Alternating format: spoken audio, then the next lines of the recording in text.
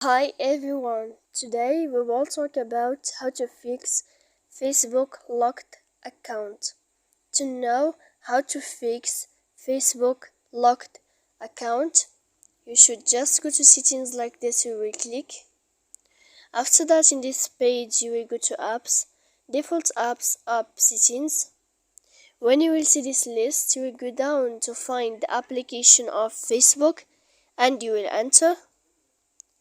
After that, in this page you will go to click force stop. When you will end this, you will enter to storage. After that, in this page you will go to click clear cache, and then you will go to click clear data, and after all that you can turn off your Wi-Fi. So please don't forget to support us by like and subscribe.